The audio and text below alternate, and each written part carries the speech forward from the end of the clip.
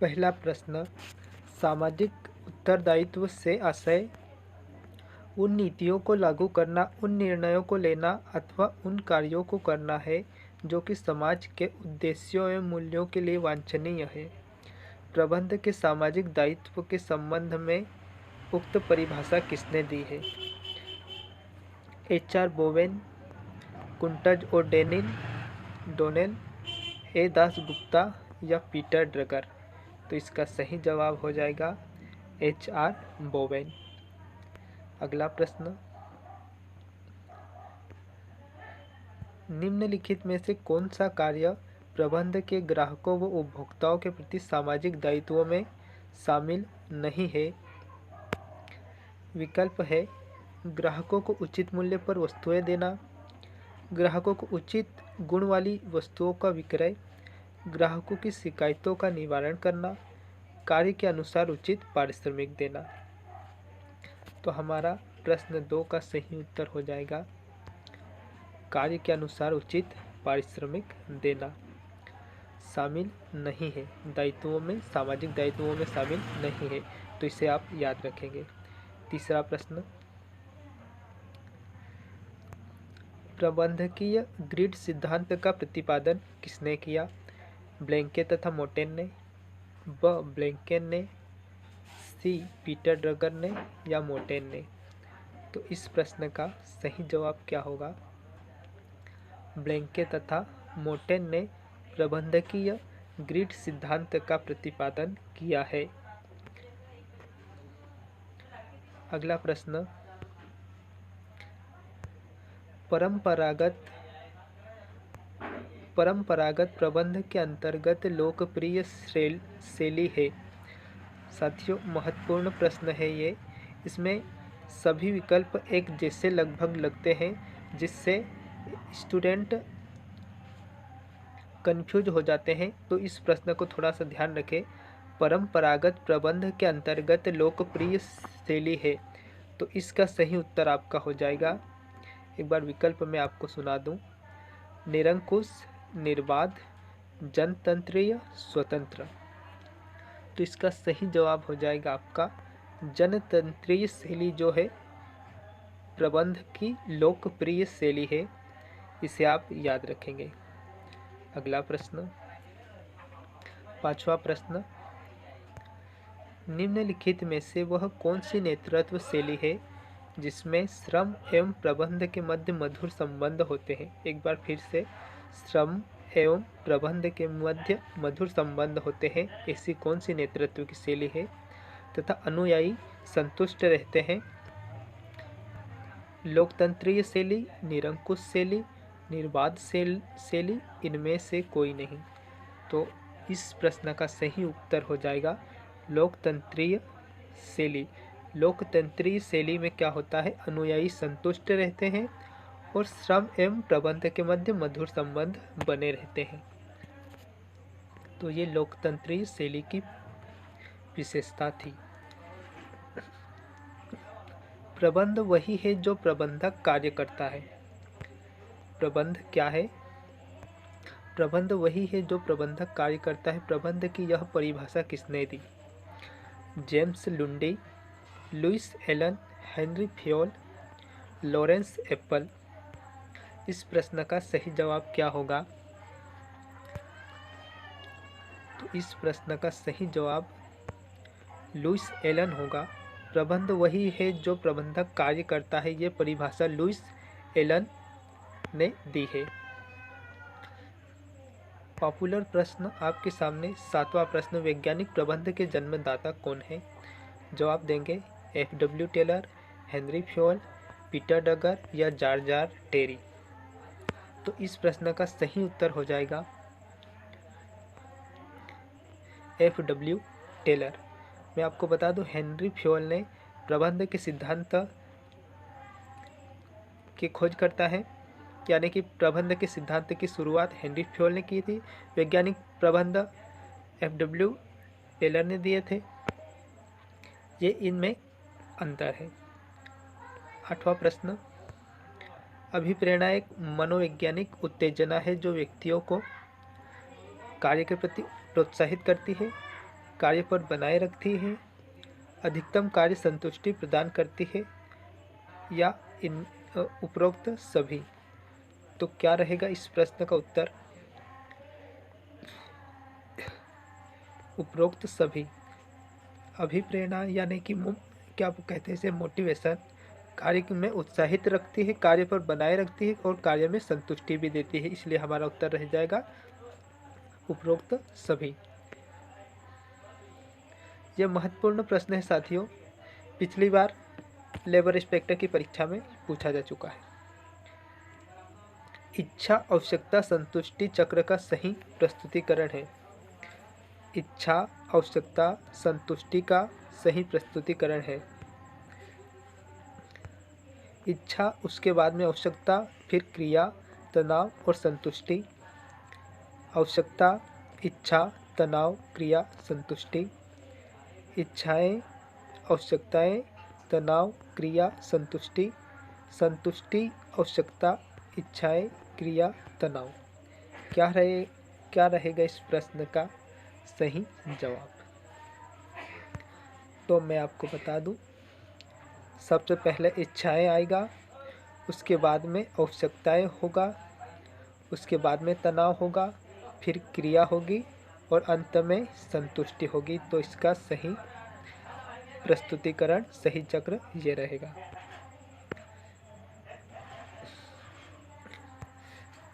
प्रश्न 10 है,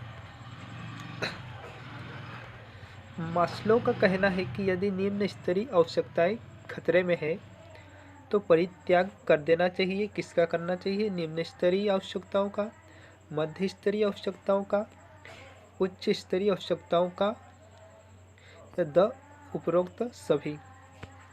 क्या रहेगा इस प्रश्न का उत्तर? सही उत्तर रहेगा उच्च स्तरीय आवश्यकताओं का।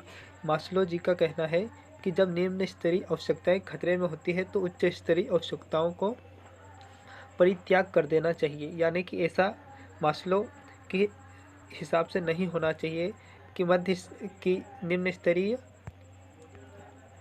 आवश्यकताओं को खतरा हो। चलो 10वां प्रश्न हो गया है। अब देखते हैं हम 11। पहला प्रश्न, सामाजिक उत्तरदायित्व से आशय उन नीतियों को लागू करना, उन निर्णयों को लेना अथवा उन कार्यों को करना है जो कि समाज के उद्देश्यों एवं मूल्यों के लिए वांछनीय है। प्रबंध के सामाजिक दायित्व के संबंध में उक्त परिभाषा किसने दी है? HR बोवेन, कुंटज और डोनेल, ए दासगुप्ता या पीटर ड्रगर। तो इसका सही जवाब हो जाएगा HR बोवेन। अगला प्रश्न, निम्नलिखित में से कौन सा कार्य प्रबंध के ग्राहकों व उपभोक्ताओं के प्रति सामाजिक दायित्वों में शामिल नहीं है? विकल्प है, ग्राहकों को उचित मूल्य पर वस्तुएं देना, ग्राहकों को उचित गुण वाली वस्तुओं का विक्रय, ग्राहकों की शिकायतों का निवारण करना, कार्य के अनुसार उचित पारिश्रमिक देना। तो हमारा प्रश्न 2 का सही उत्तर हो जाएगा कार्य के अनुसार उचित पारिश्रमिक देना। शामिल नहीं है दायित्वों में, सामाजिक दायित्वों में शामिल नहीं है। तो इसे आप याद रखेंगे। तीसरा प्रश्न, प्रबंधकीय ग्रिड सिद्धांत का प्रतिपादन किसने किया? ब्लैंके तथा मोटेन ने, ब ब्लैंकेन ने, सी पीटर ड्रगर ने या मोटेन ने। तो इस प्रश्न का सही जवाब क्या होगा? ब्लैंके तथा मोटेन ने प्रबंधकीय ग्रिड सिद्धांत का प्रतिपादन किया है। अगला प्रश्न,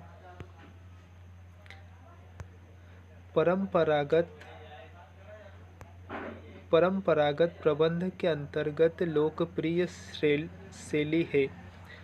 साथियों महत्वपूर्ण प्रश्न है ये।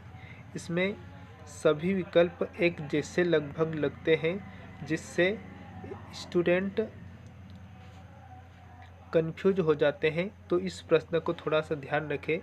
परंपरागत प्रबंध के अंतर्गत लोकप्रिय शैली है, तो इसका सही उत्तर आपका हो जाएगा, एक बार विकल्प में आपको सुना दूं, निरंकुश, निर्बाध, जनतंत्रीय, स्वतंत्र।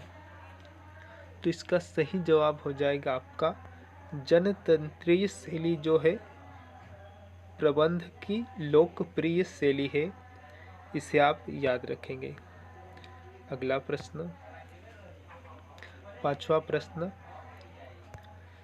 निम्नलिखित में से वह कौन सी नेतृत्व शैली है जिसमें श्रम एवं प्रबंध के मध्य मधुर संबंध होते हैं। एक बार फिर से, श्रम एवं प्रबंध के मध्य मधुर संबंध होते हैं, ऐसी कौन सी नेतृत्व की शैली है तथा अनुयायी संतुष्ट रहते हैं। लोकतंत्रीय शैली, निरंकुश शैली, निर्बाध शैली, इनमें से कोई नहीं। तो इस प्रश्न का सही उत्तर हो जाएगा लोकतंत्रीय शैली। लोकतंत्रीय शैली में क्या होता है, अनुयायी संतुष्ट रहते हैं और श्रम एवं प्रबंध के मध्य मधुर संबंध बने रहते हैं। तो ये लोकतंत्रीय शैली की विशेषता थी। प्रबंध वही है जो प्रबंधक कार्य करता है। प्रबंध क्या है, प्रबंध वही है जो प्रबंधक कार्य करता है। प्रबंध की यह परिभाषा किसने दी, James Lundy, Louis Allen, Henry Fayol, Lawrence Appley. इस प्रश्न का सही जवाब क्या होगा, तो इस प्रश्न का सही जवाब लुइस एलन होगा। प्रबंध वही है जो प्रबंधक कार्य करता है, ये परिभाषा लुइस एलन ने दी है।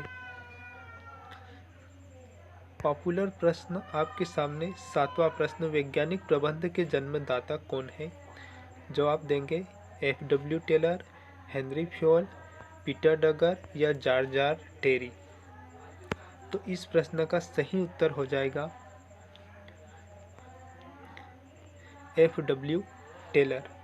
मैं आपको बता दूं, हेनरी फ्योल ने प्रबंध के सिद्धांत की खोज करता है, यानी कि प्रबंध के सिद्धांत की शुरुआत हेनरी फ्योल ने की थी। वैज्ञानिक प्रबंध एफ.डब्ल्यू. टेलर ने दिए थे। ये इनमें अंतर है। आठवां प्रश्न, अभिप्रेरणा एक मनोवैज्ञानिक उत्तेजना है जो व्यक्तियों को कार्य के प्रति प्रोत्साहित करती है, कार्य पर बनाए रखती है, अधिकतम कार्य संतुष्टि प्रदान करती है, या इन उपरोक्त सभी। तो क्या रहेगा इस प्रश्न का उत्तर, उपरोक्त सभी। अभिप्रेरणा यानी कि क्या कहते हैं इसे, मोटिवेशन, कार्य में उत्साहित रखती है, कार्य पर बनाए रखती है और कार्य में संतुष्टि भी देती है, इसलिए हमारा उत्तर रह जाएगा उपरोक्त सभी। यह महत्वपूर्ण प्रश्न है साथियों, पिछली बार लेबर इंस्पेक्टर की परीक्षा में पूछा जा चुका है। इच्छा आवश्यकता संतुष्टि चक्र का सही प्रस्तुतिकरण है। इच्छा आवश्यकता संतुष्टि का सही प्रस्तुतिकरण है। इच्छा, उसके बाद में आवश्यकता, फिर क्रिया, तनाव और संतुष्टि। आवश्यकता, इच्छा, तनाव, क्रिया, संतुष्टि। इच्छाएं, आवश्यकताएं, तनाव, क्रिया, संतुष्टि। संतुष्टि, आवश्यकता, इच्छाएं, क्रिया, तनाव। क्या रहेगा इस प्रश्न का सही जवाब। तो मैं आपको बता दूं, सबसे पहले इच्छाएं आएगा, उसके बाद में आवश्यकताएं होगा, उसके बाद में तनाव होगा, फिर क्रिया होगी और अंत में संतुष्टि होगी। तो इसका सही प्रस्तुतिकरण, सही चक्र ये रहेगा।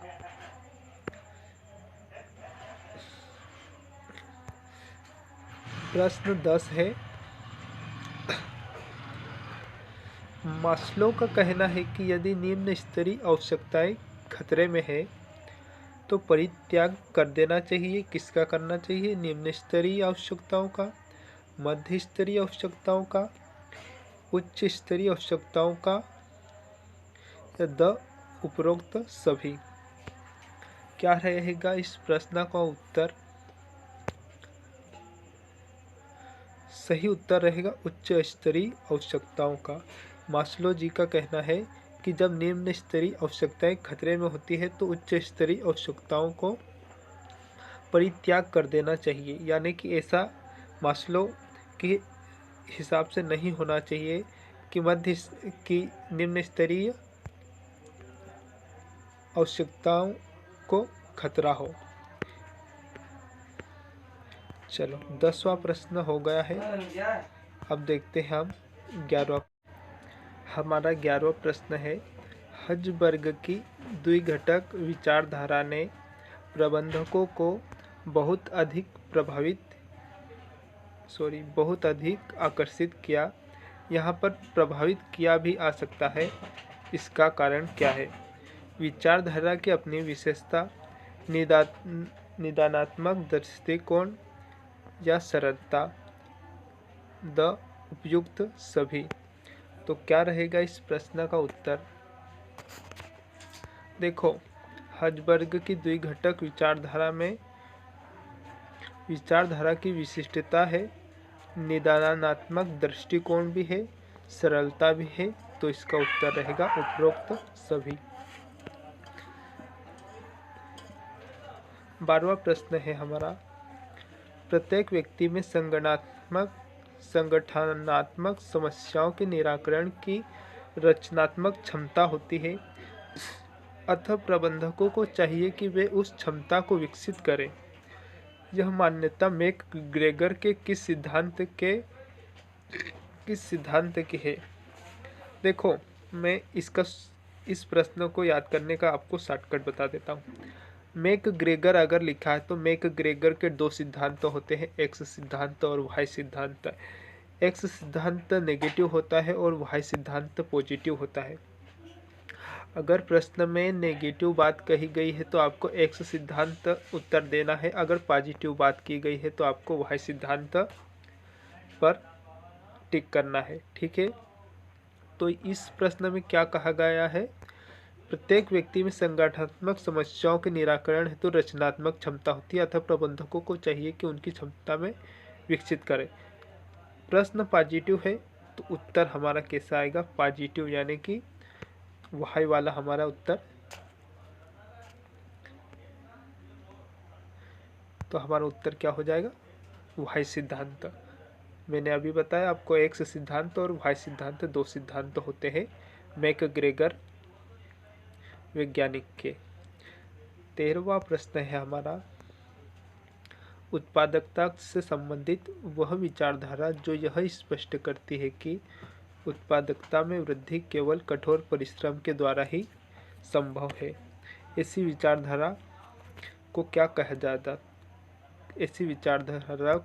जाता है जिसमें उत्पादकता सिर्फ कठोर परिश्रम से ही संभव है? भागीदारी विचारधारा, कैरेट एवं स्टिक विचारधारा, पथ लक्ष्य विचारधारा, या इनमें से कोई नहीं। तो इसका सही उत्तर हो जाएगा पथ लक्ष्य विचारधारा।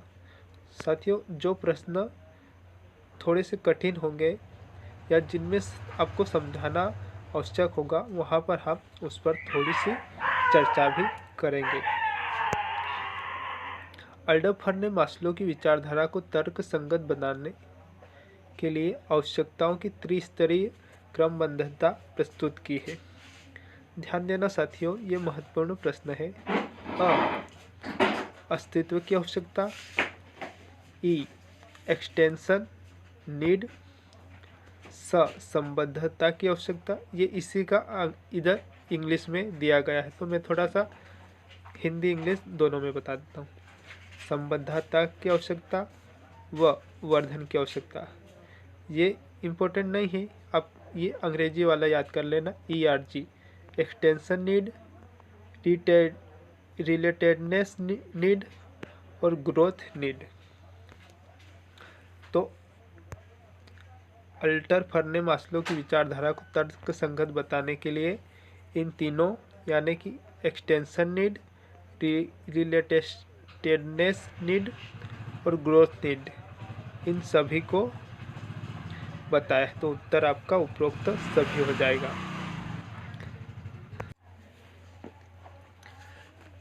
पंद्रहवां प्रश्न है मेरा, अभिप्रेरणा की समता विचारधारा के अनुसार संगठन में काम करने वाले लोग सिर्फ अपनी आवश्यकताओं की संतुष्टि पर विचार नहीं करते, बल्कि वे चाहते हैं कि उनका नियोक्ता उन्हें पक्षपात रहित प्रतिफल दे, समानता दे, न्याय संगत एवं निष्पक्ष व्यवहार करे। उपयुक्त सभी। तो अभिप्रेरणा के समता विचारधारा के अनुसार इनमें से कौन सा विकल्प सही है? तो उपरोक्त सही होगा। एक नियोक्ता यानी कि एक जो कर्मचारी है वो चाहता है कि हमारा जो बॉस है वो हमें समानता दे, उचित पारिश्रमिक दे और हमारे साथ न्यायसंगत व्यवहार करे। तो इसका उत्तर आएगा उपरोक्त सभी। 16वां प्रश्न है हमारा, प्रबंध वह तंत्र है जिसके द्वारा प्रबंध अपना कार्य करता है। इसे क्या कहते हैं? नियोजन कहते हैं, समन्वय कहते हैं, संगठन कहते हैं या नियंत्रण कहते हैं। प्रबंधन वह तंत्र है जिसके द्वारा प्रबंध अपना कार्य करता है। तो क्या रहेगा इस प्रश्न का उत्तर? प्रबंध ऐसा तंत्र है, तो इसका उत्तर रहेगा संगठन। प्रबंध का संगठन ऐसा तंत्र है जो प्रबंध अपना कार्य करता है। अगला प्रश्न, प्रबंधकीय कार्य के रूप में संगठन का प्रासंगिक अर्थ क्या है? कार्यात्मक समूह, संगठन करने की प्रक्रिया, उपरोक्त में से कोई नहीं, अ और ब दोनों। तो क्या रहेगा इस प्रश्न का उत्तर? संगठन करने की प्रक्रिया। प्रबंधकीय कार्य के रूप में संगठन का प्रासंगिक अर्थ प्रबंध करने की प्रक्रिया है। हमारा अगला प्रश्न है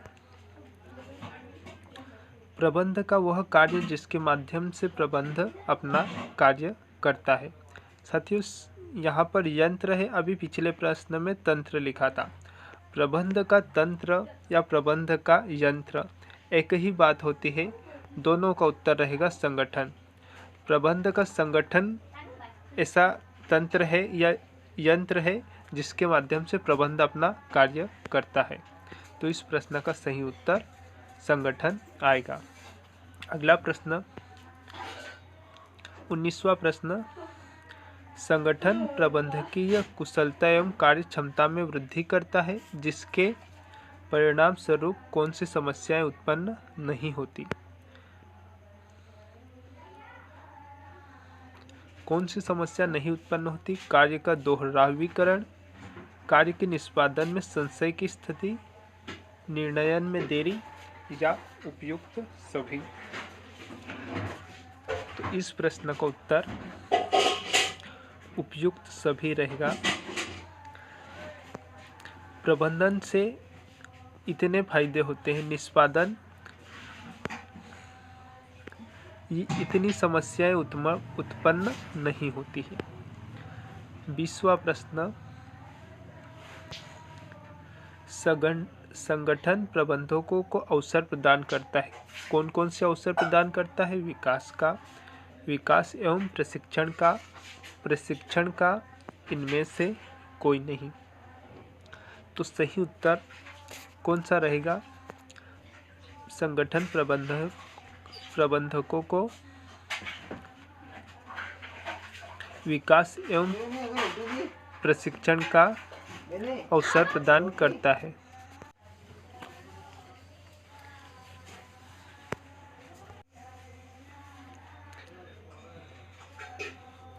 अधिकार, सत्ता, निर्णयन, समन्वय, पर्यवेक्षण आदि इर्द गिर्द घूमते हैं। नियोजन के, नियंत्रण के, नेतृत्व के या संगठन के। क्या रहेगा इस प्रश्न का उत्तर? एक बार फिर से मैं आपको पढ़कर सुनाऊंगा। अधिकार, सत्ता, निर्णयन, समन्वय, पर्यवेक्षण किसके इर्द गिर्द घूमते हैं? तो ये घूमते हैं नेतृत्व के इर्द गिर्द।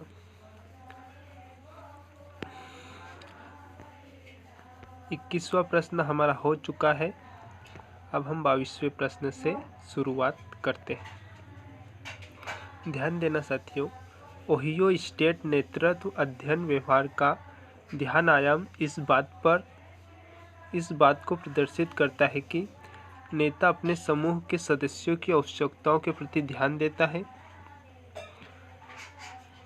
ओहियो एक संस्था है जिसने नेतृत्व व्यवहार के बारे में इनमें से कौन सी बात कही है?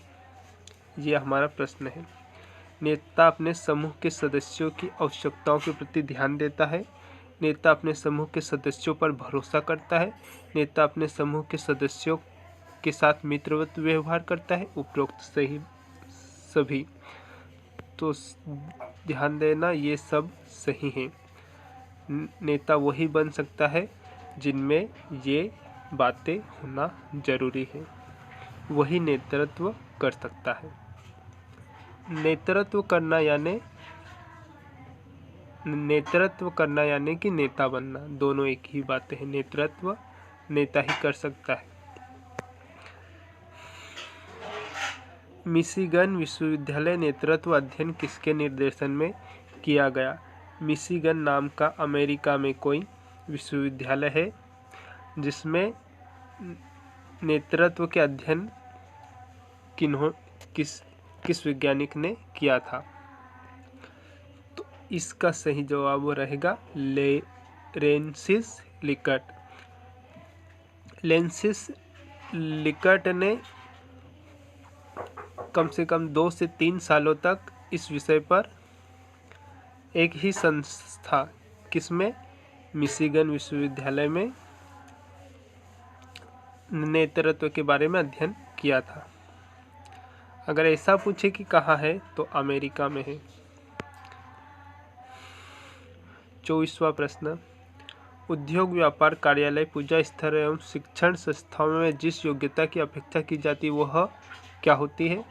योग्यता की शिक्षण की योग्यता, प्रबंधकीय योग्यता, प्रशिक्षण की योग्यता, व्यक्तिगत योग्यता। अगर स्पीड स्लो हो तो क्या कह देना, हम स्पीड थोड़ी सी बढ़ा लेंगे। तो इस प्रश्न का सही उत्तर रहेगा प्रबंधकीय योग्यता। अब थोड़ी सी स्पीड बढ़ा लेते हैं क्योंकि अभी हमको बहुत सारे प्रश्न करने हैं। प्रबंध को 3 अर्थों, आर्थिक संसाधन के रूप में, अधिकार सत्ता प्रणाली के रूप में एवं वर्ग के रूप में किसने प्रस्तुत किया? हेनरी फ्योल, हर्विसन मायर्स ने, न्यूमैन समर ने, किम्बाल एवं किम्बाल ने। तो इस प्रश्न का सही उत्तर क्या रहेगा? हर्विसन एंड मायर्स ने 3 अर्थों में प्रबंधों को बांटा है, आर्थिक, अधिकार सत्ता एवं वर्ग के रूप में। समाजशास्त्री विचारधारा के अनुसार प्रबंध क्या है? संज्ञा के रूप में, वर्ग व परिस्थिति प्रणाली है, अदृश्य शक्ति है, विधा के रूप में। समाजशास्त्री विचारधारा के अनुसार प्रबंध क्या है? वर्ग एवं स्थिति की प्रणाली है। अगला प्रश्न, सर्वग्राही या व्यापक अवधारणा प्रबंध कार्य निष्पादन प्रक्रिया में जिन अन्य आवश्यकताओं को ध्यान में रखने की बात करता है वह क्या है? वैज्ञानिक प्रबंध, प्रणालीगत, निर्णय एवं नेतृत्व, उपरोक्त सभी। तो इसका सही जवाब रहेगा उपरोक्त सभी। पहले प्रबंध शास्त्री एवं आधुनिक प्रबंध के जनक कौन कहे जाते हैं, कौन माने जाते हैं? F.W. Taylor, Elton Mayo, Henry Fayol, George R Terry. तो क्या रहेगा इस प्रश्न का सही जवाब? हेनरी फ्योल आधुनिक प्रबंध के जनक और पहले प्रबंध शास्त्री माने जाते हैं। पोस्ट कार्ब काफ़ी महत्वपूर्ण है, मैं आपको इसका फुल फॉर्म भी बता देता हूँ। और प्रबंध के कार्यों को पोस्ट कार्ब के नाम से प्रस्तुत करने वाले थे Henry Fayol, Brech, F.W. Taylor, Luther Gulick एवं उलरिक। तो इसका सही उत्तर रहेगा लूथर गुलिक एवं उलरिक। पोस्ट कार्ब का फुल फॉर्म बताएं? Planning, organisation, staffing, directing, CO से क्या मतलब होता है बताओ? कोऑर्डिनेटिंग यानी समन्वय, रिपोर्टिंग, बजटिंग, ये इसका फुल फॉर्म है। ध्यान रखना, आपने परीक्षा में काफ़ी बार पूछा जाता है। प्रबंध का सर्वाधिक आधारभूत एवं सर्वव्यापक कार्य जिसको करने से पहले सोचा जाता है। ध्यान रखना, करने से पहले सोचा जाता है। क्या आएगा उत्तर? नियोजन। 30 का क्या उत्तर रहेगा 30वें प्रश्न का? नियोजन। काफी महत्वपूर्ण प्रश्न, अपवाद सिद्धांत के प्रतिपादक कौन है? Henry Fayol, F.W. टेलर, थियो हेमन, जॉर्ज आर टेरी। तो सही उत्तर F.W. टेलर। अपवाद सिद्धांत के प्रतिपादक F.W. टेलर। साथियों, मोस्ट इम्पोर्टेंट इसको लगा लेना, मोस्ट इम्पोर्टेंट इसको लगा लेना। F.W. टेलर एक बार फिर से याद कर लो, अपवाद सिद्धांत के प्रतिपादक F.W. टेलर थे। नवीन एवं परंपरागत पद्धतियों एवं तकनीकों में सामंजस्य स्थापित किया जाता है। नवीन एवं परंपरागत पद्धतियों एवं तकनीकों में सामंजस्य स्थापित किया जाता है। प्रभावशाली प्रबंधक के माध्यम से अधिक कर्मचारी लगाकर अधिक पूंजी से इनमें से कोई नहीं। क्या रहेगा इस प्रश्न का उत्तर? तकनीकों में सामंजस्य प्रभावशाली प्रबंधक के माध्यम से किया जा सकता है।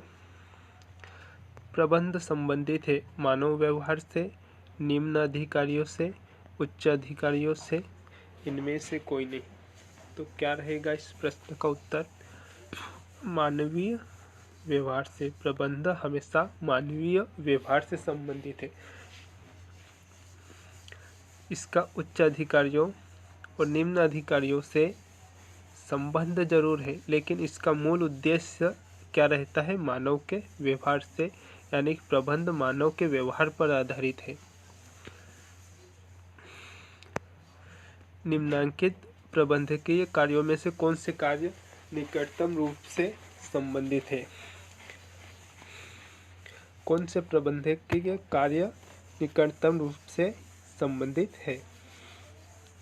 नियोजन और नियंत्रण, नियोजन और समन्वय, नियोजन और संगठन, नियोजन और अभिप्रेरण। ऐसे प्रश्न में ध्यान देखना, नियोजन और संगठन, नियोजन और नियंत्रण। तो क्या रहेगा इस प्रश्न का उत्तर? नियोजन और संगठन आपस में एक दूसरे से घनिष्ठ ये संबंधित है। ध्यान रखना, नियोजन सभी प्रबंधकीय कार्यों का सार है, मूल आधार है, भाग है। क्या रहेगा आपके हिसाब से उत्तर?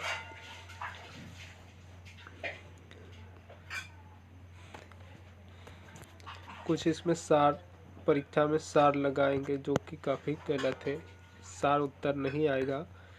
नियोजन सभी प्रबंधकीय कार्यों का मूल आधार है। साथियों, जितने भी प्रश्न बता रहा हूँ इसको गांठ बांध के रट लेना। इनमें से आपके 15 मार्च के पेपर में बहुत सारे आएंगे। वीडियो को लाइक और चैनल को सब्सक्राइब जरूर करना, क्योंकि ऐसी ही दूसरे विषयों की भी मैराथन क्लास बहुत जल्द आदित्य गुरु स्टडी चैनल पर आने वाली है। अगला प्रश्न, नियोजन के अंतर्गत किया जाता है भविष्य की पूर्व कल्पना, परिणामों को पूर्व अनुमान, उपक्रम की जोखिम एवं संभावनाओं की परख, उपरोक्त सभी। क्या रहेगा इसका उत्तर? ये सभी कार्य नियोजन के अंतर्गत भविष्य की कल्पना भी की जाती है, उपक्रम की जोखिम की संभावनाओं की परख की जाती है, परिणामों को पूर्वानुमान भी लगाया जाता है। तो उपरोक्त सभी आ जाए। और अगर ऐसा पूछा जाए कि नियोजन कैसी क्रिया है, तो ये एक मानसिक क्रिया है। नियोजन मानसिक क्रिया है जो कि उच्च अधिकारी जो प्रबंधक रहते हैं वो ऐसे कार्य करते हैं। प्रबंधकीय स्तर के आधार पर नीतियां है, आधारभूत नीतियां, विभागीय नीतियां, सामान्य नीतियां, उपयुक्त सभी। जो प्रबंधकीय स्तर है उनके अनुसार प्रबंधकीय स्तर के आधार पर नीतियां है। सामान्य नीतियां भी होती है, आधारभूत नीतियां भी होती है और विभागीय नीतियां भी होती है। तो उपरोक्त सभी इस प्रश्न का उत्तर होगा। वित्तीय नीतियों में शामिल नहीं है अवक्षयण विधि, पूंजी की प्राप्ति, उपलब्ध कोषों का उपयोग, योग्यता परीक्षा के आधार पर परीक्षण कार्यक्रम।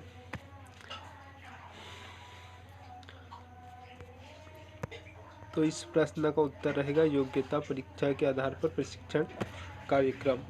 इसका वित्तीय नीति से कोई लेना देना नहीं। प्रश्न पूछ रहा कि नहीं है। बाकी पूंजी की प्राप्ति भी वित्तीय नीति में शामिल है, उपलब्ध कोषों का उपयोग भी नीति में शामिल है और अवक्षयण विधि भी वित्तीय में शामिल है।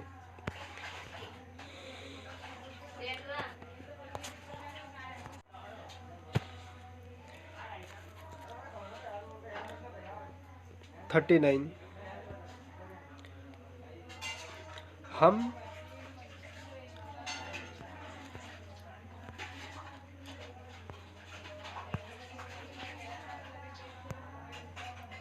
39 हम सर्वोत्तम कार्य मार्गों का चयन तभी करते हैं जब सीमित तत्वों की पहचान कर ली जाए और उनके समाधान विकल्प ढूंढ लिए जाए। नियोजन के जिस सिद्धांत का अर्थ है उद्देश्य का सिद्धांत, सीमित घटक का सिद्धांत, नियोजन परिसर का सिद्धांत, उद्देश्य पूर्ति का सिद्धांत। क्या रहेगा इस प्रश्न का उत्तर? बताइए। सीमित घटक का सिद्धांत, हम सर्वोत्तम मार्गों का चयन करते हैं, सीमित तत्वों की पहचान कर ली जाए और उनके समाधान ढूंढ लिए जाए। नियोजन के किस सिद्धांत में संबंधित है? तो सीमित घटक का सिद्धांत है। सीमित घटक का सिद्धांत यानी कि हमें कम से कम खर्च लगे और हमारा बिजनेस, व्यापार, उत्पादन अच्छा से अच्छा हो, ये सिद्धांत ऐसा कहता है। ठीक है, हमें पैसा भी ना ज़्यादा खर्च हो और हमारा लाभ भी अधिक हो, ये सब सीमित घटक सिद्धांत में होता है। हाँ, 40वां प्रश्न, प्रबंध कुछ बीच में ट्रिक भी मैं आपको बताऊंगा जिससे आप क्वेश्चन को याद, यानी कि क्वेश्चन को ट्रिक से आप याद कर पाएंगे। प्रबंध का नियोजन कार्य किया जाता है। नियोजन किसके द्वारा किया जाता है? उच्च स्तरीय प्रबंध, निम्न स्तरीय प्रबंध, मध्य स्तरीय प्रबंध या उपयुक्त सभी के द्वारा।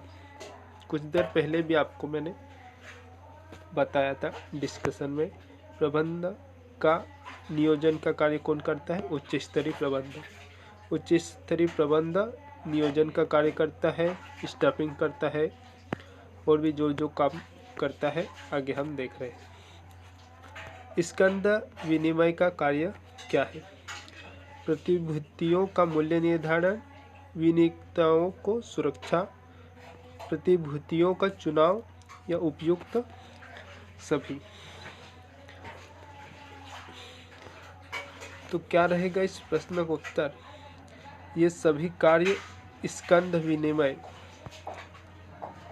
उपयुक्त सभी कार्य स्कंध विनिमय के अंतर्गत रहेगा। ये स्कंध को सुन करके चौंक मत जाना, ये भी मनी है। क्या है? मनी है,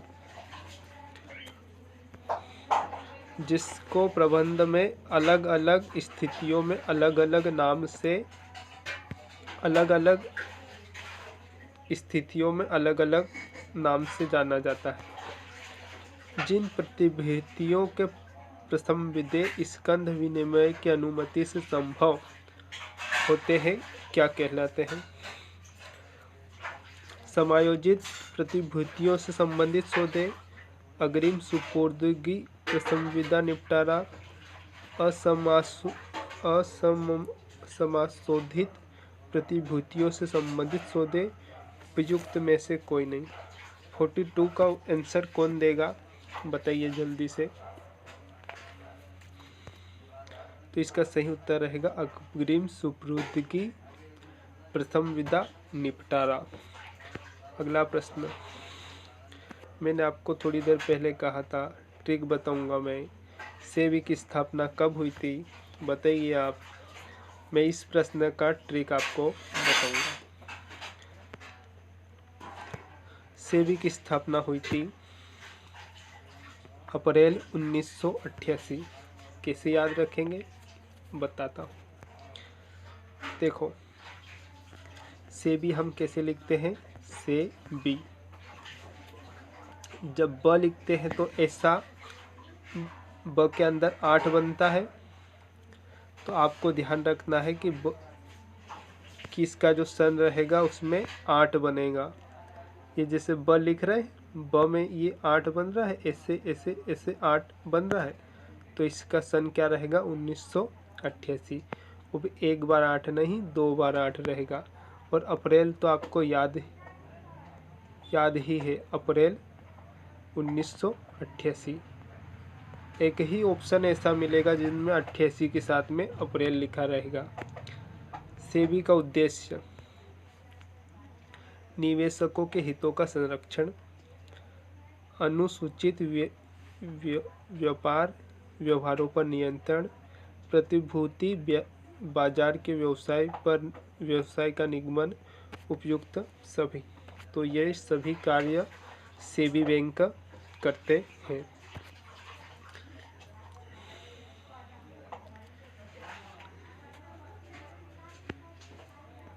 अच्छा, आपको कमेंट करना है सेबी का फुल फॉर्म। ये आपका होमवर्क रहेगा। सेबी का फुल फॉर्म ऐसे कमेंट करना। 45 का आंसर सेबी का फुल फॉर्म आपको बताना है, सेबी बैंक का फुल फॉर्म। फिर मैं इसका उत्तर आपको इस वीडियो के एंड में बताऊंगा और आपको कमेंट करना है। विपणन के संबंध में असत्य है। आधुनिक समय में विपणन से तात्पर्य वितरण होता है। असत्य बताना है भाई। आज विपणन उपभोक्तामूलक हो गया है। आज आपूर्ति मांग का फलन बन गई है। विपणन प्रबंध अनिवार्य रूप से मांग प्रबंध हो गया है। इनमें से कौन सा असत्य है? विपणन के संबंध में कौन सा असत्य है?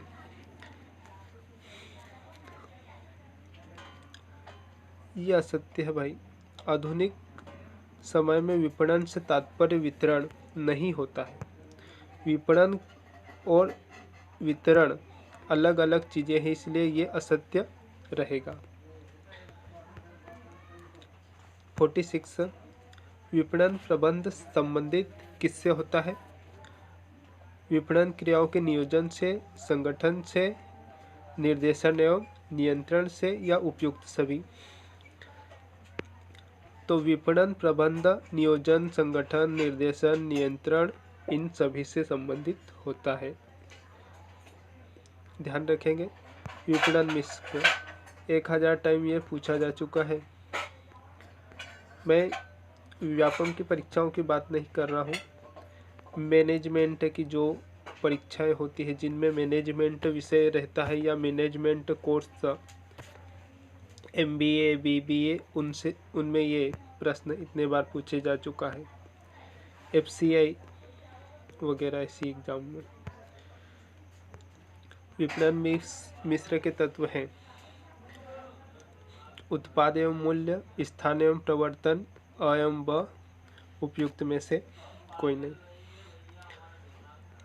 तो उत्पाद एवं मूल्य, स्थान एवं प्रवर्तन दोनों आएगा। अगला प्रश्न, विपणन मिश्र का स्पर्शनीय तत्व है। विपणन मिश्र। अगला प्रश्न 48, विपणन मिश्र का स्पर्शनीय तत्व है। उत्पाद, प्रवर्तन, मूल्य, स्थान। तो सही उत्तर रहेगा उत्पाद। एक बार याद कर लेंगे, विपणन मिश्र का स्पर्शनीय तत्व उत्पाद रहेगा। 49, उत्पाद में क्या क्या शामिल होता है? प्रश्न में पूछा गया है वस्तु, विचार, सेवा, उपयुक्त, सभी। ये सभी चीजें शामिल होती है मेरे भाई। ऐसा प्रश्न आए तो उपयुक्त सभी लगाना। सेवा, हाँ मैं आपको एक्सप्लेन करूं।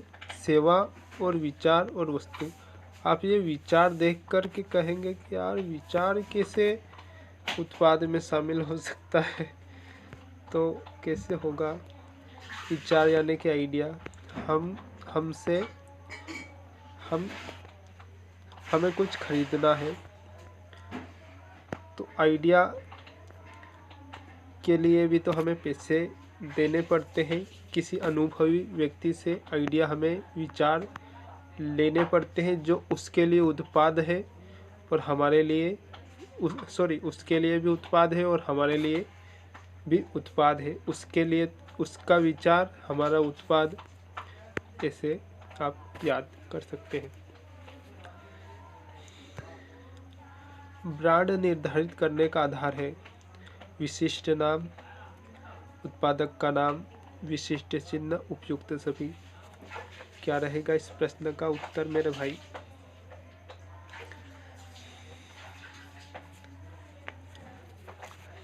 ब्रांड का नाम क्या हो सकता है? विशिष्ट चिन्ह हो सकता है, विशिष्ट नाम हो सकता है, उत्पादक का नाम हो सकता है, उपयुक्त सभी हो सकते हैं। 51, उपभोक्ता की बदली हुई आवश्यकताओं के अनुरूप उत्पादन को समायोजित करते रहने के लिए निर्माता काफी व्यय करता है। किस पर व्यय करता है? उपभोक्ता पर, उपभोक्ता अनुसंधान पर, विज्ञापन पर, उपभोक्ता वस्तु पर। वस्तु पर व्यय करता है, विज्ञापन पर व्यय करता है, उपभोक्ता अनुसंधान पर व्यय करता है। वो पहले जानना चाहता है कि उपभोक्ता यानी जो कंज्यूमर है उसे क्या चाहिए, उसकी ज़रूरत क्या है। उसके बाद यानी कि वो काफ़ी खर्च उपभोक्ता अनुसंधान पर करता है, ना कि विज्ञापन पर करता है। विज्ञापन पर तब खर्च करेगा तब उसे ये पता होगा कि ग्राहक को क्या चाहिए। अगला प्रश्न, विपणन प्रबंधन का लक्ष्य क्या है? विक्रय बढ़ाना। आपको बता दूं विपणन क्या होता है। विपणन यानी कि मार्केटिंग, बाजार, बेचना। सेलिंग अलग होता है, विपणन का अर्थ मार्केटिंग होता है, मार्केटिंग। ठीक है। विक्रय ने सॉरी ये क्या विपणन प्रबंधन का लक्ष्य है विक्रय बढ़ाना, लाभ कमाना, बाजार पर कब्जा करना, व्यवसाय की ख्याति में वृद्धि करना। क्या आएगा इसका उत्तर? कुल हमारा उद्देश्य रहता है व्यापार की ख्याति में वृद्धि करना। व्यापार की ख्याति में वृद्धि हो जाएगी तो बाजार पर कब्जा, विक्रय भी बढ़ जाएगा, लाभ भी कमा पाएंगे, तो हमारी मेन रहता है हमारी ख्याति में वृद्धि करना। अगली बात 53। साथियों वीडियो लंबी होगी, प्रश्न ज़्यादा है, लेकिन इतने ही प्रश्न आपके लिए काफ़ी हैं। कुछ नए बच्चे होंगे जिन्होंने प्रबंधन अभी तक पढ़ा भी नहीं होगा, उन्हें भी ये प्रश्न समझ में आएंगे, परीक्षा में अच्छा परफॉर्मेंस करके आएंगे। तो वीडियो में बने रहिए, वीडियो को लाइक और चैनल को सब्सक्राइब जरूर करें। दोस्तों को ये वीडियो शेयर करें ताकि वो भी इसका लाभ ले सकें। अगला प्रश्न, विपणन संबंधी निर्णय लेते समय प्रबंधक को ध्यान में रखना चाहिए। क्या ध्यान में रखना चाहिए? फैशन परिवर्तनों को, उपभोक्ता की आय को, ग्राहकों के व्यवहार एवं वैधानिक प्रतिबंध को।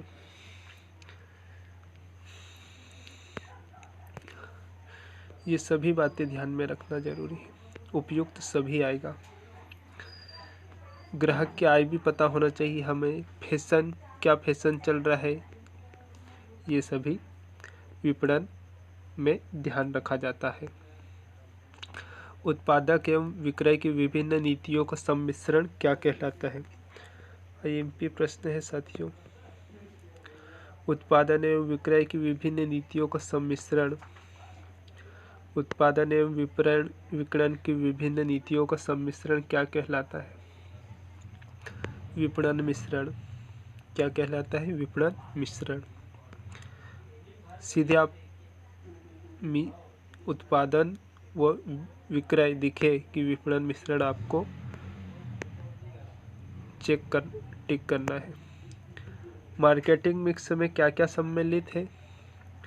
ये भी वही है, विपणन मिक्स, अंग्रेजी नाम है। क्या रहेगा इसका उत्तर? विकल्प। वस्तु, ब्रांड व ट्रेडमार्क, मूल्य व पैकेजिंग, वितरण मार्ग एवं विज्ञापन, उपयुक्त सभी।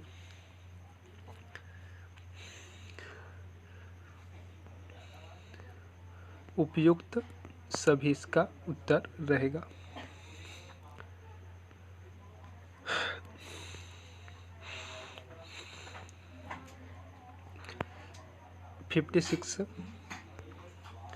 विपणन मिश्रण के मूल्य निर्धारण तत्व में सम्मिलित है कि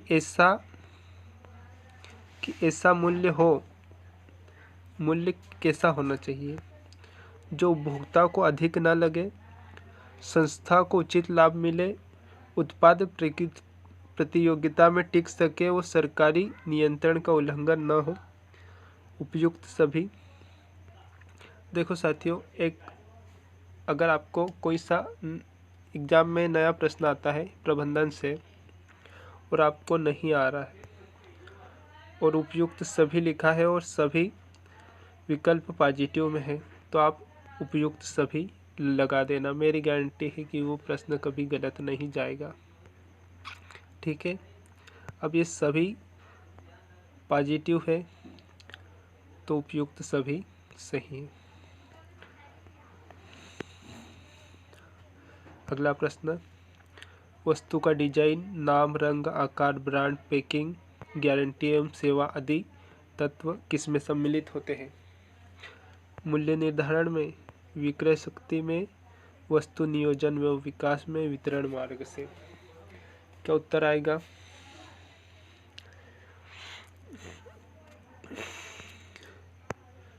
वस्तु नियोजन एवं विकास में। वस्तु नियोजन एवं विकास में इतने कार्य होते हैं। क्या होता है? डिजाइन, नाम, रंग, आकार, ब्रांड, पैकिंग, गारंटी, सेवा, ये सभी कार्य। विपणन प्रबंध की विचारधारा का जन्म कहाँ हुआ था? अमेरिका में हुआ था, रूस में हुआ था, जापान में हुआ था, भारत में हुआ था या चीन में हुआ था? तो भाई विपणन प्रबंध की विचारधारा का जन्म अमेरिका में हुआ था। पूरे प्रश्न देखना। अभी तो हमने 59 प्रश्न करे हैं, अभी तो बहुत सारे प्रश्न बाकी हैं। इस क्लास से इतने ज़्यादा प्रश्न आने वाले हैं और इससे आपका कॉन्सेप्ट अभी क्लियर होगा। 59 कार्यक्रमों का विश्लेषण, नियोजन एवं नियंत्रण करना वितरण प्रबंध कहलाता है। यह किसने कहा है? पीटर डगर, फिलिप कोटलर, मिडवर्ड जॉनसन। एक बात बता दो आपको, फिलिप कोटलर नाम दिख जाए तो फिलिप कोटलर जी इस वैज्ञानिक ने क्या किया है? मार्केटिंग, जो विपणन है, विपणन पर बहुत सारी किताबें फिलिप कोटलर जी ने लिखी है। इस वैज्ञानिक का यही काम है। फिलिप कोटलर, ये भी अमेरिका के थे। तो इसका उत्तर रहेगा 59 का स। वो इस प्रश्न का यही उत्तर है। मैं प्रश्न भूल गया था। कार्यक्रमों का विश्लेषण, नियोजन एवं नियंत्रण करना विपणन प्रबंध कहलाता है। अच्छा, विपणन की यह परिभाषा भी किसने दी है? फिलिप कोटलर ने दी है। प्रबंध के कितने का क्या लिखा है? प्रबंध के 3 कार्य: व्यवसाय का प्रबंध करना, प्रबंधकों का प्रबंध करना, कार्य एवं कार्यों का प्रबंध करना।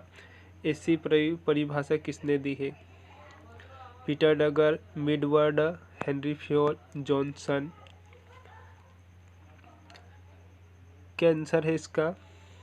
पीटर डगर। प्रबंधक के 3 कार्य: कार्य का प्रबंध करना, प्रबंधकों का प्रबंध करना, कार्य तथा कार्य करने वालों का प्रबंध करना। ऐसा पीटर डगर ने कहा है।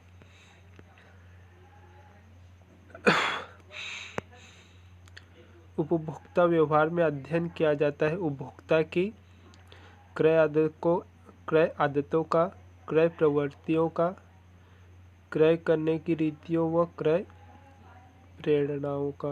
उपयुक्त सभी। क्या रहेगा इस प्रश्न का उत्तर? सभी पॉजिटिव है। उपयुक्त सभी आएगा।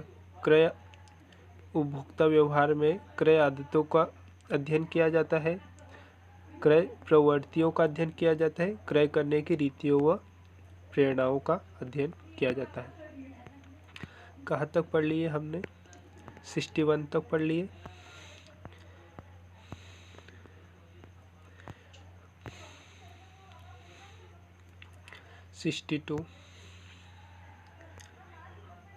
विपणन प्रबंधक के कार्यों में क्या समाहित नहीं है? विपणन प्रबंधक के कार्यों में क्या समाहित नहीं है? उच्चतम प्रबंध के साथ कार्य करना, नीतियों का निर्धारण करना, विभिन्न क्रियाओं का निरीक्षण व समन्वय करना, नए बाजारों का पता लगाना। विपणन प्रबंधक का, मैं आपको सीधे शब्दों में बताऊं, विपणन प्रबंधक का इनमें से कौन सा कार्य नहीं है? क्या रहेगा उसका उत्तर? नीतियों का निर्धारण करना। देखो, नीतियाँ जो है ना, ये विपणन प्रबंधक भाई ये छोटे लेवल का प्रबंधक है। ये नीतियाँ नहीं बनाता। जो हाई लेवल के, क्या कहते हैं, उच्च लेवल के जो प्रबंधक होते हैं वो नीतियाँ बनाते हैं। इनका काम सिर्फ बेचना यानी मार्केटिंग से संबंधित है। तो ऐसा इसका उत्तर आ जाएगा।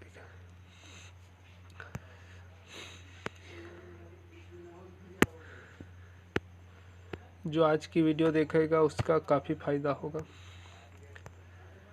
विपणन प्रबंधक की आत्मा माना जाता है। संस्था को मैंने क्या पढ़ा? विपणन प्रबंध की आत्मा माना जाता है संस्था को, विपणन अनुसंधान को, विज्ञापन व विक्रय विपणन को। क्या आंसर आएगा इसका? विपणन अनुसंधान को। अनुसंधान को ध्यान में रखना। विपणन प्रबंध की आत्मा विपणन अनुसंधान को कहा जाता है, ये आप याद रखेंगे। समाज के प्रति विपणन प्रबंध का उत्तरदायित्व क्या है?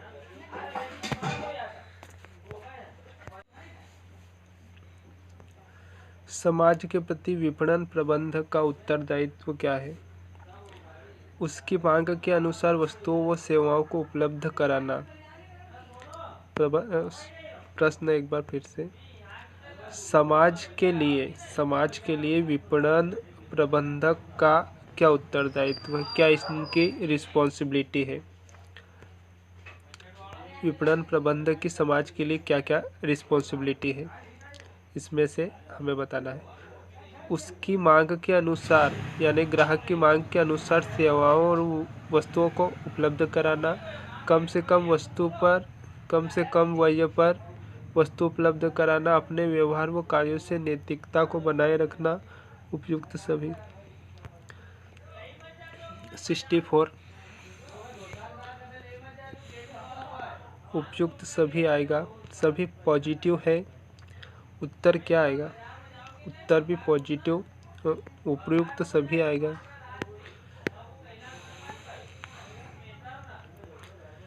अगला प्रश्न। एक विपणन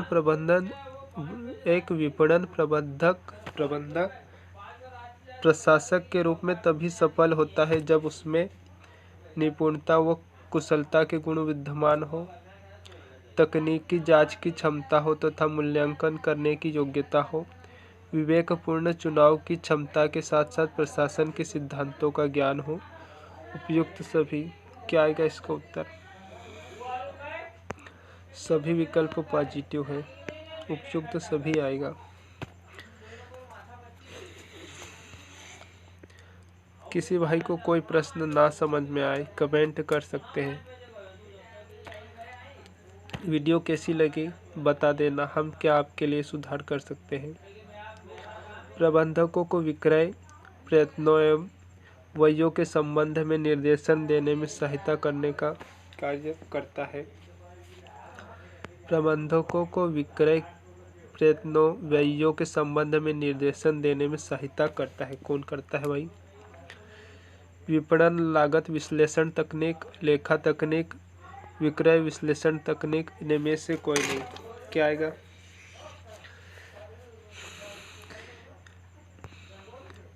विक्रय विश्लेषण तकनीक सही उत्तर रहेगा। विक्रय विश्लेषण तकनीक।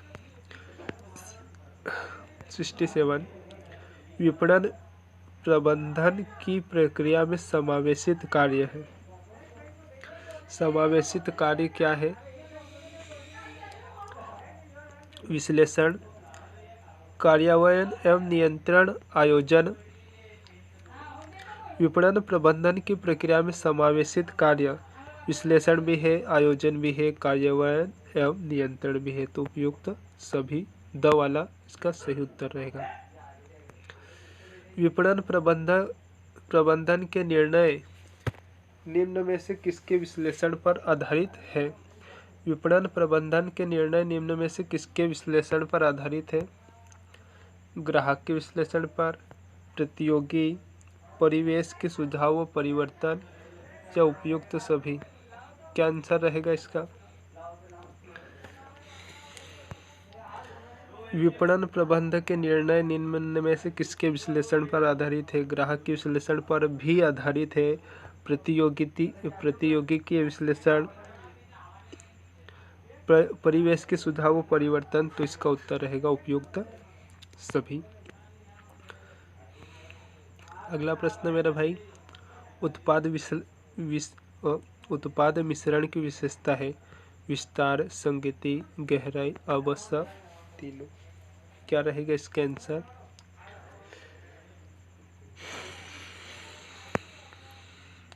उत्पाद मिश्रण की विशेषता है विस्तार, संगति, गहराई, यानी कि अब स तीनों द वाला उत्तर सही रहेगा। ब्रांड क्या है? नाम व डिजाइन, उत्पादों की पृथक पहचान, उत्पादों व सेवाओं की पहचान, उपयुक्त सभी। सेवाओं की पहचान कराता है ब्रांड। ब्रांड सेवाओं व उत्पादों या सेवाओं की पहचान कराता है। नाम अथवा डिजाइन की पहचान कराता है। उत्पादों की पृथक पहचान होता है। ये सभी गुण होते हैं ब्रांड में।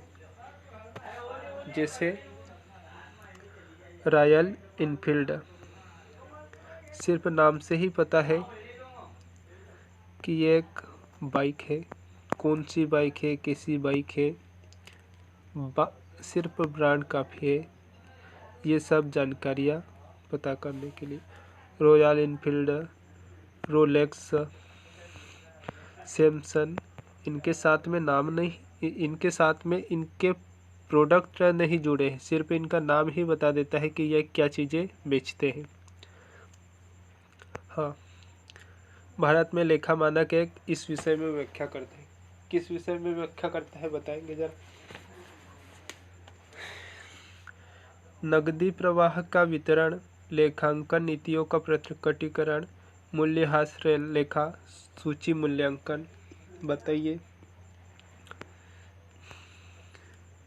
लेखांकन नीतियों का प्रकटीकरण भारत में लेखा मानक एक इसकी व्याख्या करता है।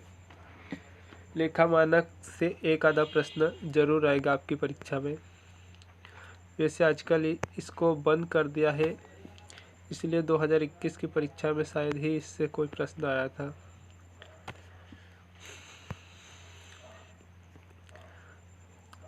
आवेदन प्रपत्र पर विवरणों के लिए एक शब्द दिया जाता है जिसमें सामान्य रूप से उम्मीदवार का नाम, जन्मतिथि, वैवाहिक स्थिति, पता आदि लिखे होते हैं। इतनी बातें लिखी होती है, उसको क्या कहते हैं? कार्य अनुभव, संदर्भ जांच, व्यक्तिगत जानकारी, व्यक्तिगत विषय वस्तु। बताइए। ये तो व्यक्तिगत जानकारी हुई जिसमें उम्मीदवार का नाम, जन्मतिथि, ये सब स्थितियाँ लिखी होती है, तो इसको क्या कहते हैं? व्यक्तिगत जानकारी। जेडी, जॉब डिटेल, एक जॉब डिटेल नाम का भी क्वेश्चन आएगा, वो मैं आपको आगे बताऊंगा। लेखांकन का प्राथमिक कार्य क्या होता है? कई बार पूछा जा चुका है, कंफ्यूजन रहता है इसमें। आर्थिक आंकड़ों पर कब्जा, वित्तीय लेन देन से संबंधित कार्यवाही के लिए जानकारी प्रदान करना, या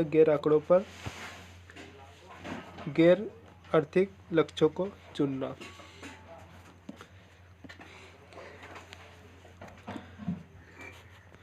इसका कहीं कहीं आपको उत्तर आर्थिक आंकड़ों पर कब्जा मिलेगा, कहीं पर वित्तीय लेन देन से संबंधित उत्तर मिलेगा, लेकिन इसका सही उत्तर है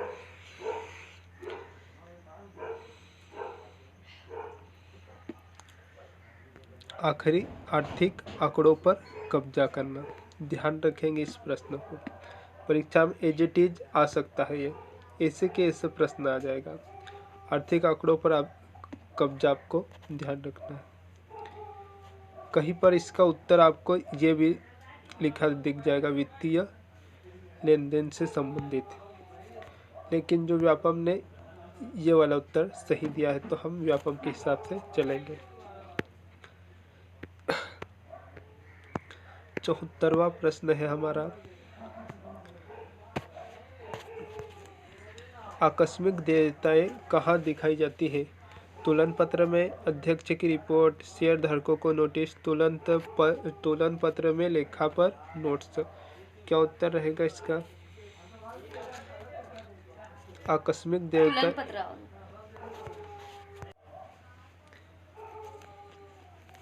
अगला प्रश्न, सॉरी, इसका उत्तर बाकी रहेगा। आकस्मिक देयताएं दिखाई जाती है तुलन पत्र, अध्यक्ष की रिपोर्ट, शेयर धारकों को नोटिस, तुलन पत्र में लेखा। मैं यहाँ पर कुछ एक्सप्लेन करूँगा। तुलन पत्र के लिए लेखा पर नोट्स। साथियों, ये जो आकस्मिक जो देयताएं हैं, ये हमारे जो ये तुलन पत्र होता है, जिसको क्या कहते हैं, बैलेंस शीट। जो हमारी बैलेंस शीट रहती है, जिसमें एक सेट क्रेडिट लिखा रहता है, एक सेट डेबिट लिखा रहता है, अलग अलग क्रेडिट, अलग अलग डेबिट, अंत में योग लिखा रहता है। तो उसमें आकस्मिक देयता के लिए हमें ये नहीं पता रहता है कि हमारा आकस्मिक में कितना पैसा खर्च होगा। इसके लिए अलग से हम नोट्स बना करके लिख देते हैं कि इस कार्य के लिए हमें यानी कि तुलन पत्र में हम नीचे लिख देते हैं कि यहाँ पर हमारा इतना पैसा खर्च हुआ। तो ये बात आप ध्यान में रखेंगे। 75 प्रबंधक का निर्णय प्रकार्य खाली स्थान निर्णयों में खंडित किया जा सकता है। केवल वित्तीय और निवेश प्रबंधन का निर्णय प्रकार्य खाली स्थान निर्णयों में खंडित किया जा सकता है। केवल वित्तीय और निवेश वित्तीय और परिसंपत्ति प्रबंधन, केवल वित्तीय और लाभांश, केवल पूंजी, बजट, नकदी और ऋण प्रबंधन। क्या आंसर रहेगा इसका? काफी महत्वपूर्ण प्रश्न है ये। प्रबंधन का निर्णय प्रकार्य में इसलिए जो प्रश्न महत्वपूर्ण रहता है, मैं उससे 2 बार आपको दोहराता हूँ। प्रबंध का निर्णय प्रकार्य कितने खंडों में विभाजित किया जा सकता है? तो सही उत्तर रहेगा निवेश, वित्तीय और परिसंपत्ति प्रबंधन। इसके याद करेंगे इसको, परिसंपत्ति प्रबंध, वित्तीय और निवेश।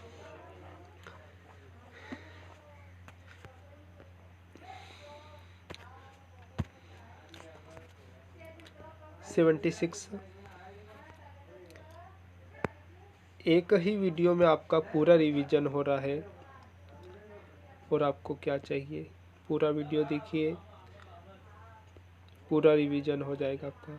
प्रबंध के इन क्षेत्रों में से कौन एक कर्मचारी को उनकी समस्याओं को सफलतापूर्वक निपटान करने के लिए तैयार करता है? प्रशिक्षण के इन क्षेत्रों में कौन एक कर्मचारी को उनकी समस्याओं को सफलतापूर्वक निपटान करने के लिए तैयार करता है?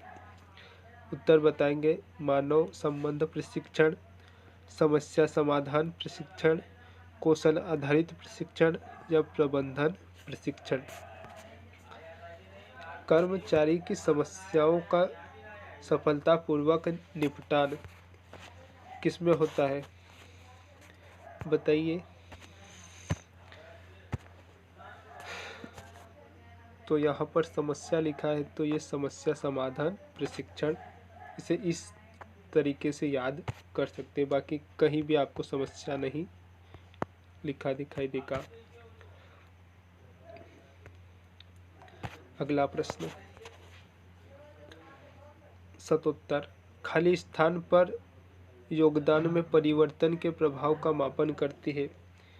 इक्विलिटी पूंजी, पूंजी संरचना, ऋण पूंजी या ईपीएस। देखो यहाँ पर क्या लिखा है, मापन। पहले हमें यह पता चलना चाहिए कि इनमें से कौन सा ऑप्शन जो है वो मापन करता है। ईपीएस, सही उत्तर क्या रहेगा, ईपीएस।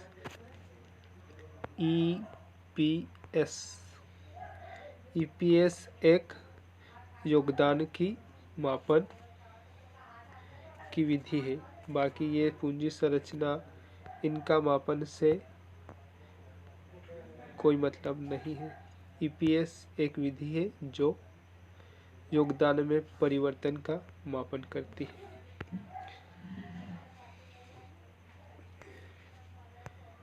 HR से भी आपकी परीक्षा में प्रश्न आएंगे।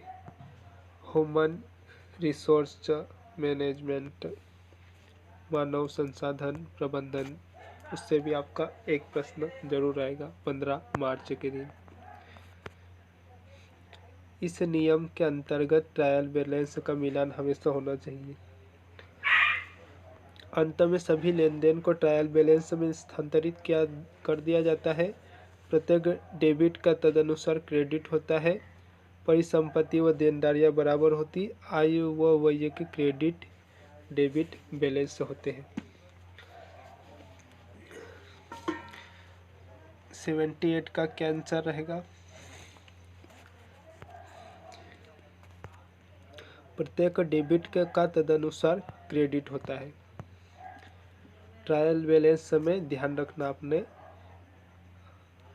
प्रत्येक डेबिट का उसके अनुसार क्रेडिट होता है ट्रायल बैलेंस के मिलान में। एक बैंक समाधान विवरण को खाली स्थान की सहायता से तैयार किया जाता है। कंफ्यूजिंग ऑप्शन इसमें दिए हैं। रोकड़ बही के बैंक कॉलम और बैंक कॉलम, रोकड़ बही और बैंक विवरण के नकदी कॉलम, रोकड़ बही के नकदी कॉलम और रोकड़ बही के बैंक कॉलम के दोनों डेबिट और क्रेडिट कॉलम। तो ये तो नहीं आएगा। बैंक विवरण के दोनों डेबिट और क्रेडिट कॉलम क्या आएगा?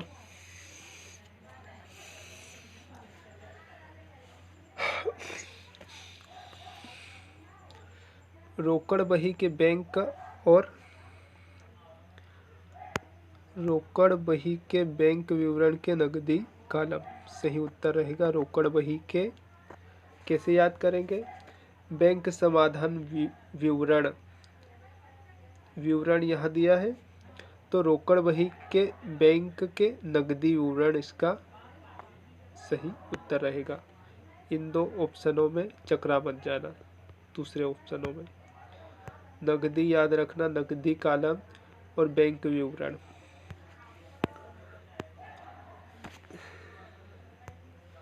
अगला प्रश्न, लोग अपने कार्य में बेहतर प्रदर्शन करते हैं जब उन्हें सहायक प्रतिक्रिया दी जाती है और वो खाली स्थान के अंतर्गत आते हैं। शक्ति की आवश्यकता, उपलब्धि की आवश्यकता, संबंधन की आवश्यकता, उपयुक्त में से कोई नहीं। जब उन्हें सहायक प्रतिक्रिया दी जाती है, ये मोटिवेशन की बात हो रही है, तो वो क्या कहलाती है? संबंधन की आवश्यकता। ये भी एक टाइप का मोटिवेशन है। ठीक है,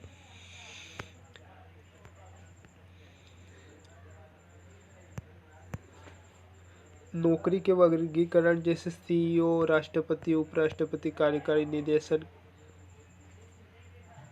निदेशक के रूप में निम्न में से किसके साथ जुड़े रहते हैं? देखो, CEO लिखा है, राष्ट्रपति लिखा है, उपराष्ट्रपति और कार्यकारी निदेशक, अंग्रेजी में मैनेजिंग डायरेक्टर। ठीक है, किससे जुड़े रहते हैं? किससे जुड़े रहते हैं या ऐसा पूछ ले कि ये कौन से है, तो एक ही बात है। शीर्ष प्रबंधक है, निम्न स्तर के प्रबंधक है, मध्य स्तर के प्रबंधक है या पर्यवेक्षक है। तो ये सब किस में आएंगे? शीर्ष प्रबंधक है। CEO। एक और प्रश्न, ऐसा प्रश्न आपकी परीक्षा में जरूर आएगा। CEO का फुल फॉर्म क्या होता है? कमेंट करना वीडियो के एंड में। स्रोतों को के हिस्से के रूप में परीक्षित किया जाएगा। 82 स्रोतों को के हिस्से के रूप में परीक्षित किया जाएगा। एक पूर्व अनुमानित तकनीक, तुलन पत्र की तैयारी, एक अनुपात विश्लेषण, निधि प्रवाह विश्लेषण। क्या आएगा आंसर? निधि प्रवाह विश्लेषण। प्रतिफल की आवश्यक दर जो कि ऋण निवेश को शेयर धारकों के हितों का संरक्षण करने के लिए बनाई जानी चाहिए।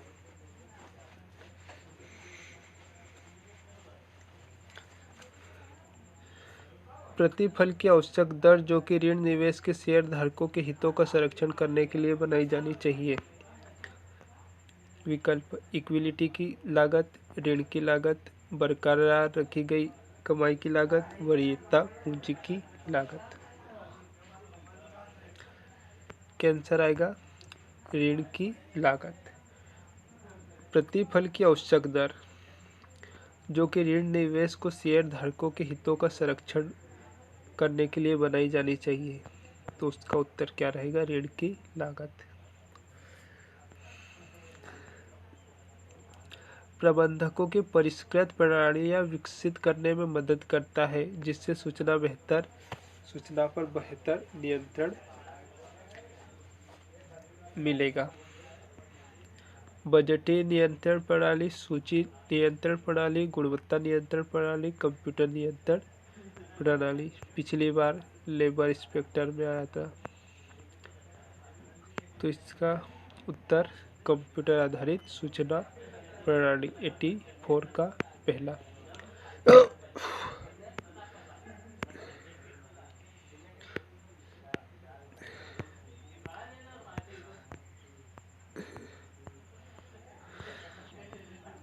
साथियों आप देख रहे आदित्य गुरु स्टडी। इस वीडियो में हम 400 से अधिक प्रश्न मध्य प्रदेश पटवारी के लिए हमारा टारगेट 15 मार्च को प्रबंधन में 25 में से 25 का है। 15 मार्च से आपकी परीक्षाएं शुरू हो रही है, पहली शिफ्ट से, यानी कि 9 बजे से, जो कि 27 अप्रैल तक चलेगी, जिसके लिए ये प्रबंधन विषय के लिए हमारी स्पेशल मैराथन क्लास है। अगर आप आदित्य गुरु स्टडी चैनल पर नए हैं तो प्लीज़ चैनल को सब्सक्राइब कीजिए और वीडियो को लाइक कीजिए और इस वीडियो के साथ बने रहिए। पूरे प्रश्न 400 प्रश्न अगर आपने ये देख लिए तो आपका पेपर लगेगा आपको पूरा हलवा। कुछ भी आपसे पूछ लिया जाए तो आप क्वेश्चन को देखकर कभी घबराओगे नहीं। प्रबंधन आपका एकदम ओके हो जाएगा। तो आइए शुरू करते हैं हमारा 85 नंबर का प्रश्न। अगर दोस्तों को शेयर भी कर दे, शुरू करते हैं।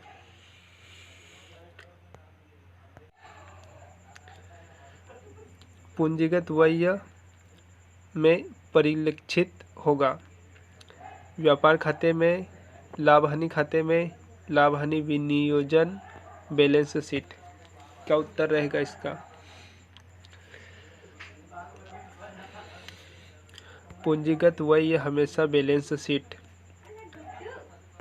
शीट में दिखाई देगा, तो उत्तर द इसका सही रहेगा। अगला प्रश्न,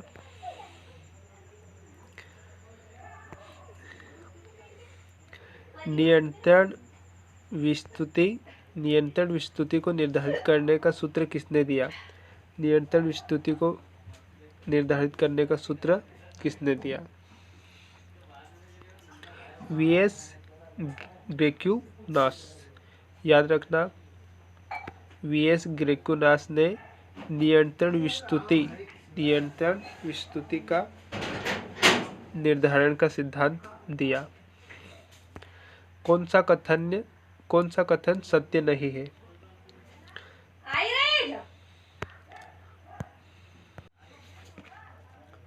निम्नलिखित में से कौन सा कथन सही नहीं है? मुद्रास्फीति की वजह से समय के साथ मुद्रा का मूल्य कम हो जाता है। मुद्रा में मूल्य कमी के कारण व्यक्ति भविष्य की तुलना में वर्तमान में उपभोग करना पसंद करता है। हमें बताना है कि सही नहीं है। मुद्रा का कालांतर मान नहीं होता। पैसे का मूल्य अलग अलग बिंदुओं पर अलग अलग होता है। तो क्या रहेगा इस प्रश्न का सही उत्तर? मुद्रा का कालांतर मान नहीं होता। 87 का 87 का द 87 का स। मुद्रा का कालांतर मान नहीं होता, ये विकल्प सही नहीं है, बाकी सभी विकल्प सही है। यानी कि वक्त के साथ मुद्रा यानी कि पैसे का मूल्य बढ़ता जाता है या किसी वजह से कम भी हो सकता है, जैसे अभी पाकिस्तान में मुद्रा का मूल्य कम हो चुका है किसी कारण से। निम्नलिखित में से कौन सा निधि का स्रोत है? केवल इमारतों की बिक्री, केवल लिया हुआ सावधि ऋण, केवल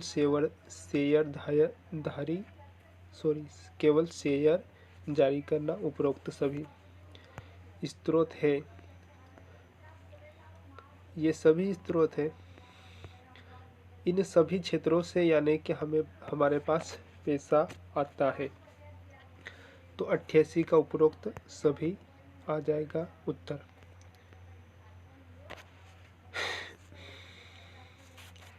89 एक अनूठा प्रतीक जो ब्रांड का हिस्सा होता है के रूप में जाना जाता है। ब्रांड का नाम, लोगो, ब्रांड निशान, पेटेंट। फिर से प्रश्न, एक अनूठा प्रतीक जो ब्रांड का हिस्सा होता है के रूप में जाना जाता है। प्रतीक होता है, तो प्रतीक क्या होता है? प्रतीक लोगो होता है। ब्रांड का नाम तो नहीं होता, ये प्रतीक पूछ रहा है तो प्रतीक में लोगो होता है। जैसे ओडी का 4 बार ओ, ठीक है, ओडी का 4 बार ओ, तो वो उसका लोगो है जिससे पहचान जाते हैं कि ये 89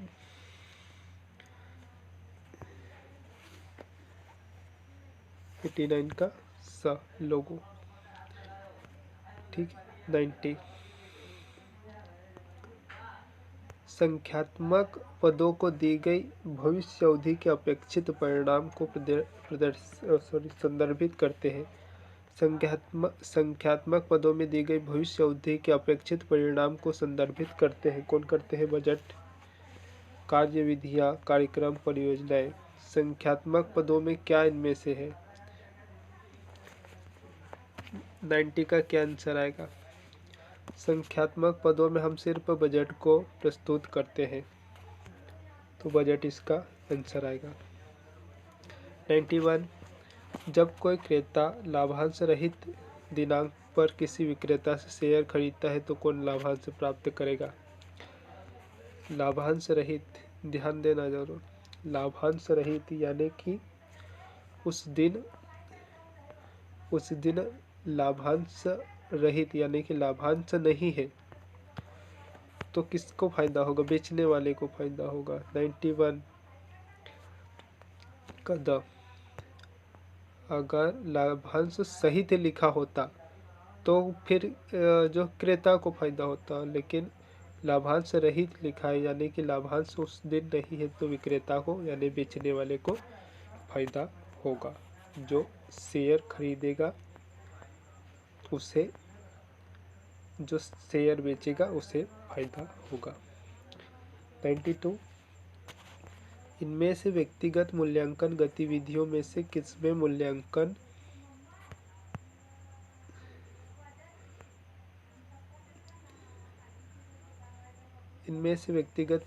गतिविधियों में से किसमें मूल्यांकन को कर्मचारी के व्यवहार के प्रबल व कमजोर पहलुओं को वर्णन करने के लिए कहा जाता है? विकल्प है उद्देश्यों द्वारा प्रबंधन, जबरन पसंद, निबंध मूल्यांकन, ग्राफ्ट रेटिंग, मापनी। क्या आंसर आएगा? निबंध मूल्यांकन। साथियों ज़्यादा एक्सप्लेन नहीं कर सकते क्योंकि फिर वीडियो काफ़ी लंबी हो जाएगी। हम चाहेंगे, हम ये मानकर आपको पढ़ा रहे हैं कि आपको इनमें से अधिकतम प्रश्न आते हैं, जो नहीं आते आप उन्हें सीधे याद कर लें, सीधे सीधे उन्हें रट लें। 93 प्रबंधक शैली उत्पादन के प्रति निम्न सरोकार और लोगों के प्रति निम्न सरोकार के द्वारा अभिलक्षित की जाती है। महत्वपूर्ण प्रश्न है, ध्यान रखेंगे।